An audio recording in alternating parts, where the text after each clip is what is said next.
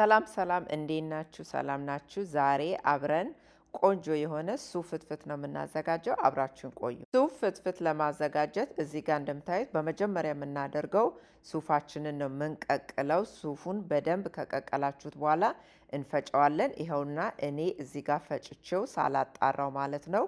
በደንብ አድርገን ባላችሁ በብሌንደር ወይም በጁስ መፍጫ ሱፉን እንፈጫለን። ቀን በኋላ ሱፉን በማጥለያ አርገን እናጠላለን። ንጹህ የሆነው ውሃው ብቻ እንዲወርድልን ማለት ነው። ለፍትፍት ስለሆነ እኔ እዚህ ጋር ያደረኩት እንደምታዩት በጣም በወፍራሙ ነው። ያ እንደ ፍላጎታችሁ ነው። ቀጠን ያለ የምትፈልጉ ከሆነ ውሃ ጨምሮ ማቅጠን ነው። ካለበለዚያ ደግሞ በወፍራሙ ሱፍ እንደዚህ ተደርጎ በእንጀራም ይበላል። ካለበለዚያ ደግሞ ይጠጣል። እንደ ጁስ ሆኖም መጠጣት ይችላል።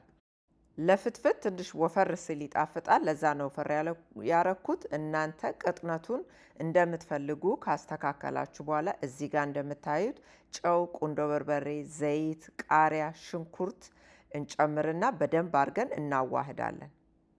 ዋህዳችሁ በኋላ ጨውን እንደ ፍላጎታችሁ ትቀምሱና ታስተካክላላችሁ። መጨመርም መቀነስም ካለባችሁ ከዛ በኋላ ብትፈልጉ እንጀራውን እዚሁ ያዘጋጃችሁት እቃ ላይ ካለበለዚያም ደግሞ ወስዳችሁ እንጀራው ላይ ፍስስ አድርጋችሁ መፈትፈት ትችላላችሁ።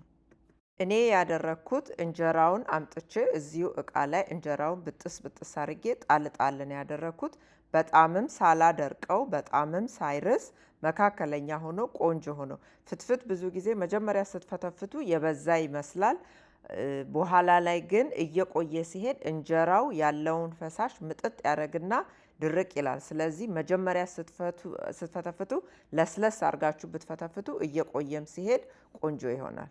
ይኸውና እንግዲህ የሱፍ ፍትፍታችን ይሄንን ይመስላል። በጣም ቆንጆ ነው። ከዛ ደግሞ በጎን ለሚጠጣም በብርጭቆ አለኝ እና እንደዚህ አርጋችሁ እንደ ፍላጎታችሁ ማዘጋጀት ትችላላችሁ። ዛሬ አብራችሁኝ ስለነበራችሁ በጣም አመሰግናለሁ። አዲስ የሆናችሁ ሰዎች ይሄን ቻናል ለመጀመሪያ ጊዜ የምታዩ ሰዎች ሰብስክራይብ አድርጉ፣ ከኛ ጋር ቤተሰብ ሁኑ። ሁላችሁንም በጣም አመሰግናለሁ። በሚቀጥለው ጊዜ በሌላ ቪዲዮ እስከምንገናኝ ሰላም ሁኑ።